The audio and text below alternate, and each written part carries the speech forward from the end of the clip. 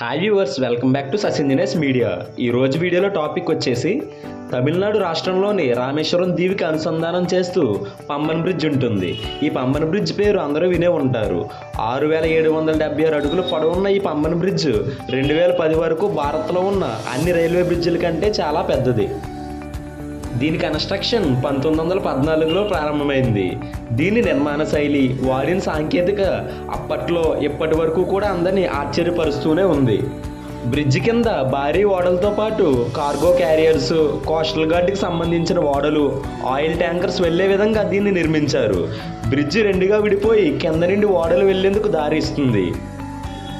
2.5 కిలోమీటర్లు ఉన్న ఈ బ్రిడ్జ్ ఈ ఏడాది ఫిబ్రవరి 24కి 122 సంవత్సరాలు పూర్తి చేసుకుంది.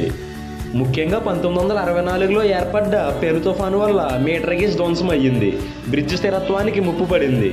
మరమ్మతులు చేసి ఇన్ని సంవత్సరాలు నడిపించుకొచ్చారు. రాను రాను బ్రిడ్జ్ స్థిరత్వం కోల్పోతుంది. పాత పంబన్ బ్రిడ్జ్ పక్కనే ఇప్పుడు కొత్త పంబన్ బ్రిడ్జ్ కట్టారు. ఈ బ్రిడ్జ్ కూడా సముద్రం గుండా ఎలాంటి ఆటంకం లేకుండా నౌకలు వెళ్లేలా కట్టారు.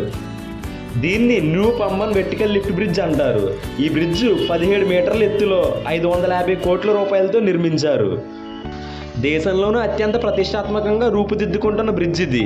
దీని ప్రత్యేకతలు ఏమిటంటే, సముద్రంలోని ఓడలు బ్రిడ్జ్ దగ్గరికి వస్తే దానికి అదే ఆటోమేటిక్గా బ్రిడ్జ్ పైకి లేస్తుంది. ఇలా సముద్రం పైన నిర్మించిన తొలి వెర్టికల్ లిఫ్ట్ బ్రిడ్జ్ ఇదే.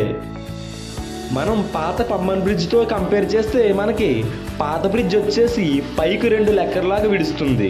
ఈ కొత్త బ్రిడ్జ్ వచ్చేసరికి ఆ నౌకలు బ్రిడ్జ్ దాటే పోర్షన్ దగ్గర ఎంత అయితే ఉందో ఆ బ్రిడ్జ్ పోర్షన్ అంతా అలా పైకి లేచి షిప్స్ వెళ్ళగానే మళ్ళీ కిందకి దిగుతుంది. దాని ప్లేస్లో ఆటోమేటిక్గా అదే వచ్చి కూర్చుంటుంది. 2700 మీటర్లు పొడవున్న ఈ బ్రిడ్జిపై అటు రైలు ప్రయాణాలకు, ఇటు సరుకు రవాణా చేసే నౌకలకు ఎలాంటి ఇబ్బందులు లేకుండా కన్స్ట్రక్ట్ చేశారు. ఈ బ్రిడ్జికి 2019లో నరేంద్ర మోడీ గారు నిర్మాణ రాయి వేశారు. ఇప్పటికే ఈ బ్రిడ్జి నిర్మాణం కంప్లీట్ చేసి ట్రయల్ రన్స్ కూడా సక్సెస్ఫుల్గా విజయవంతంగా ముగించుకున్నారు. మరికొన్ని నెలల్లోనే అందుబాటులోకి వచ్చే అవకాశం ఉంది. ఈ బ్రిడ్జ్ దేశంలోనే తొలి వెర్టికల్ లిఫ్ట్ బ్రిడ్జిగా పేరు తెచ్చుకుంది. బ్రిడ్జిని ఎత్తాలనుకున్నప్పుడు కింద లిఫ్ట్లు, మోటార్ల సహాయంతో బ్రిడ్జ్ పైకి వస్తుంది. ఈ బ్రిడ్జ్ కింద నుండి పైకి లేవడానికి 3.5 నిమిషాలు పడుతుంది. అలాగే పైనుండి కిందకి దిగడానికి 3.5 నిమిషాలు పడుతుంది. ఇదంతా మనకి రిమోట్ కంట్రోల్ ద్వారా నడుస్తుంది. 2 కిలోమీటర్ల వంతెనలో 99 కాంక్రీట్ దిమ్మలు 18.3 మీటర్ల స్పాన్ పొడవులో నిర్మించారు. ఒక్కో కాంక్రీట్ దిమ్మకి అనుబంధంగా 1.5 మీటర్ డయాతో 3 గ్రౌండ్ పైల్స్ వేయడం జరిగింది. బ్రిడ్జ్ ప్రతిష్టంగా ఉండేలా సముద్రంలో గట్టి నేల తగిలే వరకు 25 నుండి 30 మీటర్ల లోతు వరకు పునాదులు తీశారు. పంబన్ తీరంలో ఇనుము చాలా త్వరగా తుప్పు పడుతుంది. పాత వంతెన అలాగే కరిగింది. దీంతో కొత్త వంతెన నిర్మాణంలో 3 లేయర్స్ కింద పాలిసిలోక్సిన్ పోత ఐరన్కి వేయడం జరిగింది. దీంతో 50 ఏళ్ళ వరకు బ్రిడ్జ్కి ఎలాంటి డోకా ఉండదని అంటున్నారు. చిన్న చిన్న మరమ్మతులు వచ్చిన 100 ఏళ్ళ వరకు ఎలాంటి ఇబ్బందులు ఉండవని నిపుణులు చెప్తున్నారు.